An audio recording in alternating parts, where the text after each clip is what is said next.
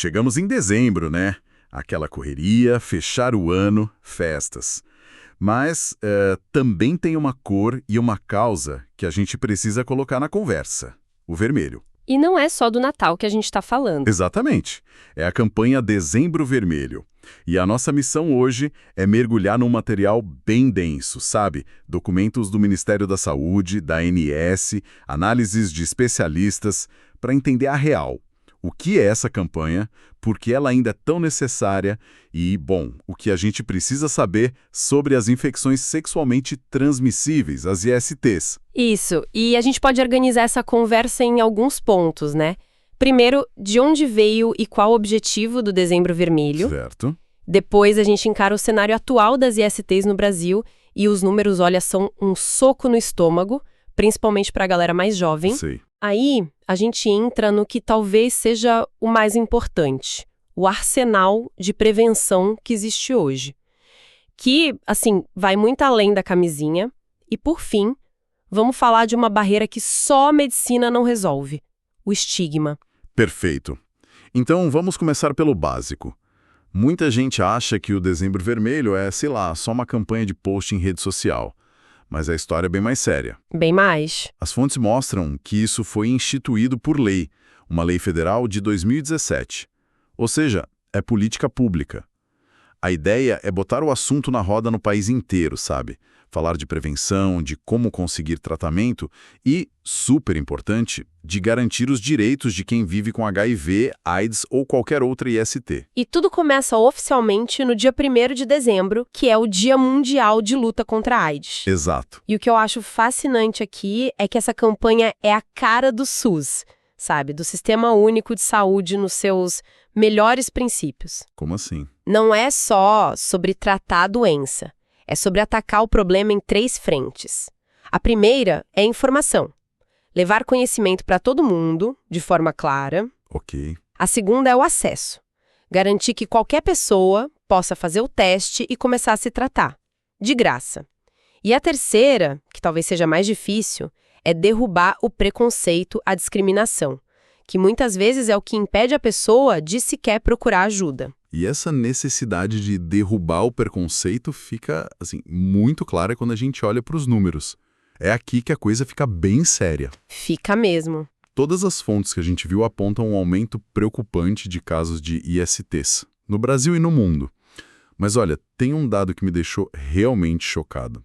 A maior concentração de novos casos de HIV no Brasil é na galera jovem, entre 15 e 24 anos. E esse é o ponto central do nosso desafio hoje. A Organização Mundial da Saúde estima que todo santo dia acontecem mais de 1 milhão de novas infecções curáveis no mundo. Nossa, 1 milhão por dia. 1 milhão por dia. Trazendo para o Brasil, os dados de 2022 que a gente tem nas fontes falam em mais de 40 mil novos casos de HIV notificados. 40 mil? É um aumento de 17% em relação a 2020. E não é só HIV. A gente está vendo sífilis explodir, gonorreia, clamídia. Peraí, mas isso cria um paradoxo na minha cabeça. Tipo, a gente vai falar daqui a pouco dos avanços no tratamento, que são incríveis.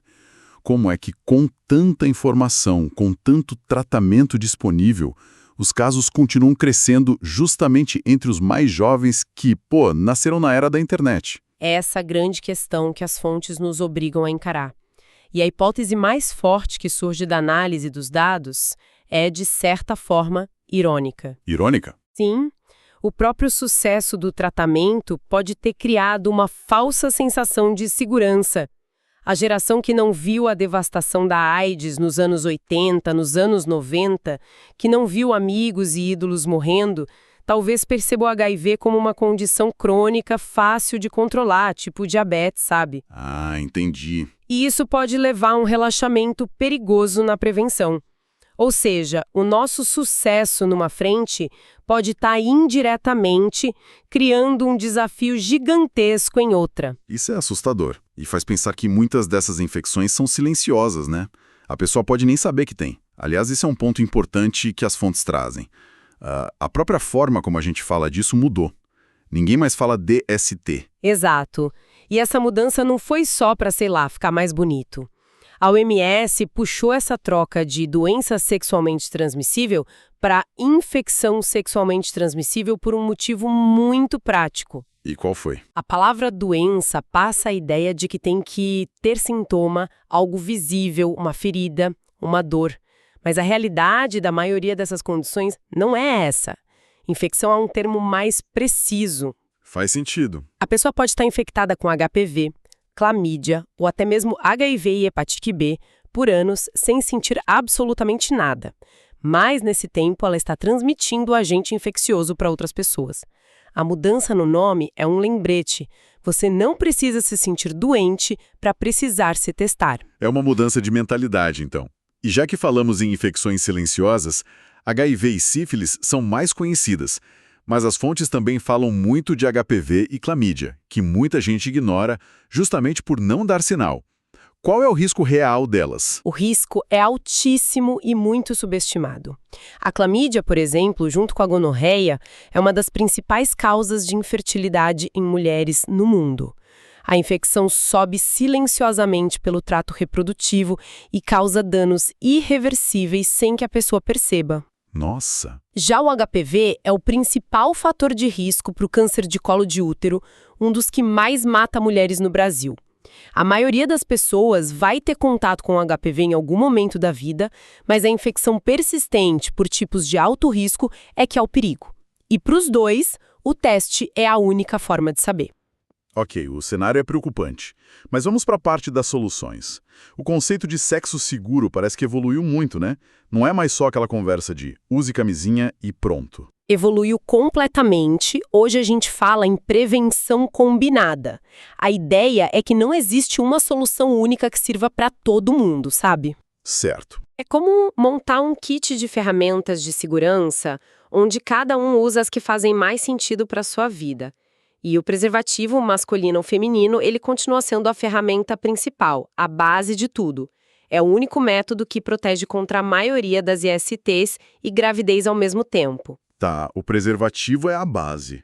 Mas aí entram as outras ferramentas nesse kit. O que mais a gente tem hoje que não existia, sei lá, 20 anos? A gente tem duas tecnologias farmacêuticas que são, assim, revolucionárias, ambas disponíveis no SUS.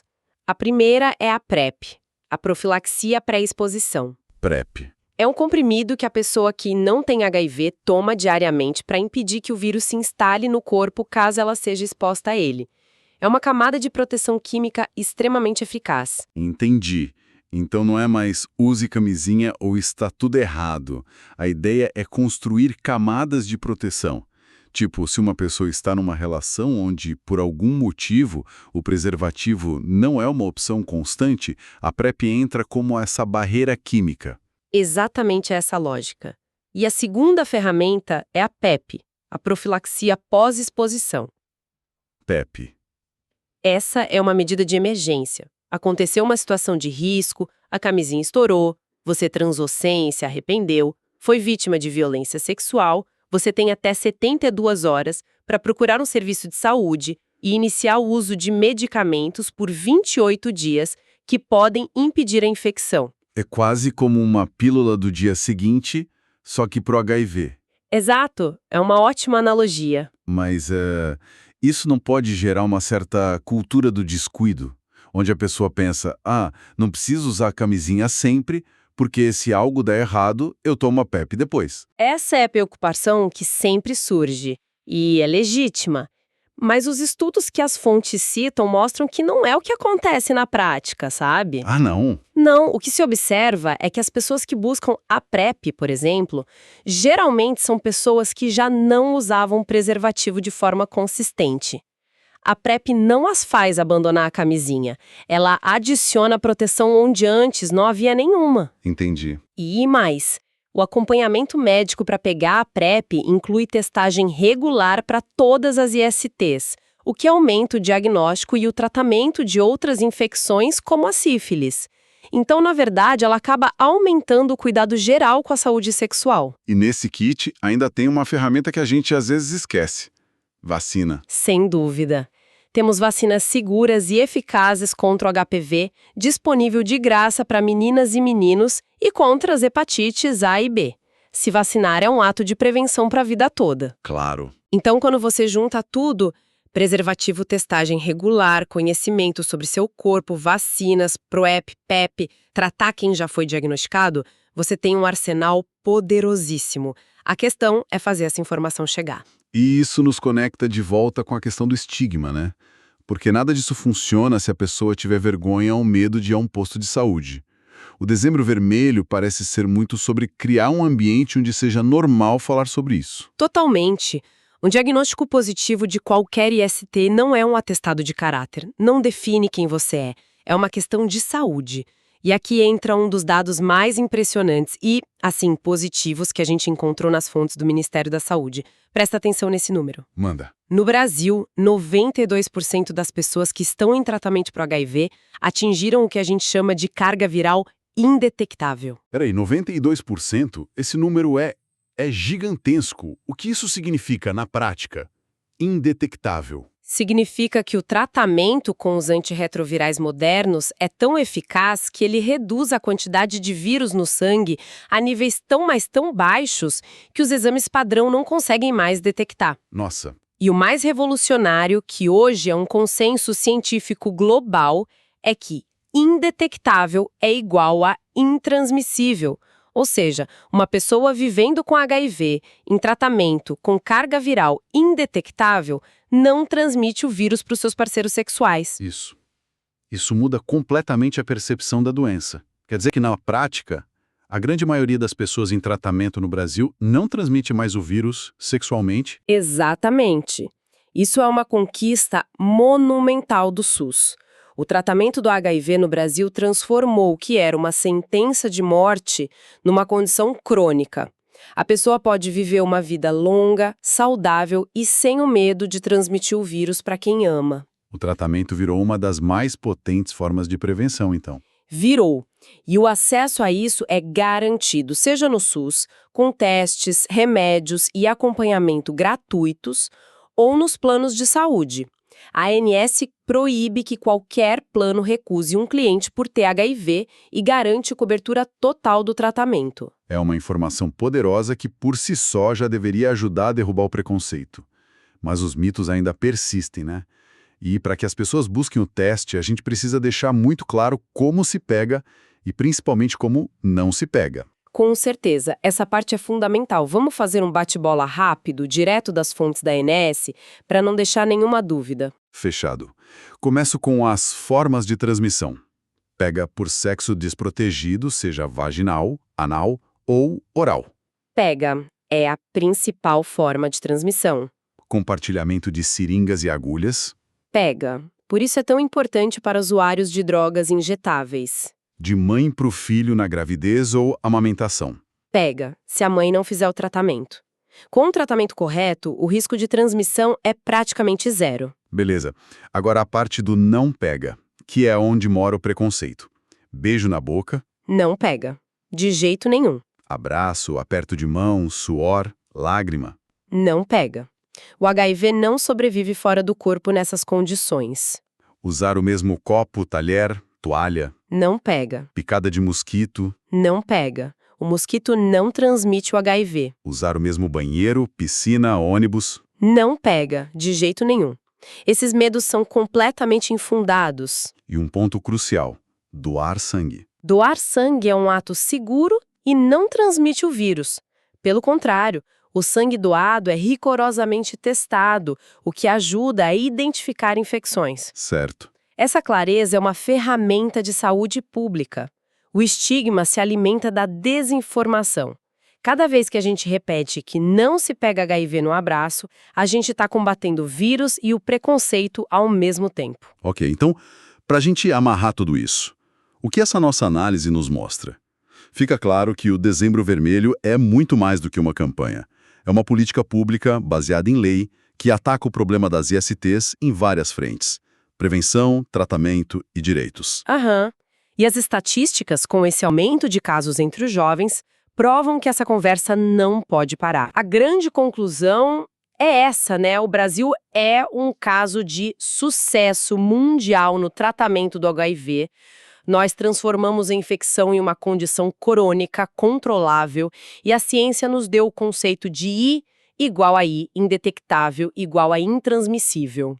Essa é a vitória. Sem dúvida. O desafio gigantesco agora é fazer a prevenção alcançar o mesmo nível de sucesso para a gente finalmente conseguir frear as novas infecções que os dados continuam mostrando. Exato.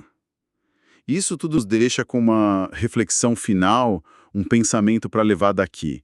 As fontes que a gente analisou deixam muito claro que as ferramentas de prevenção e tratamento existem, são de ponta e estão acessíveis no Brasil, seja no SUS ou no sistema privado. Pois é. O fato de as infecções continuarem a subir, principalmente na geração Z, sugere que talvez nosso maior obstáculo não seja mais tecnológico ou médico, mas sim de comunicação.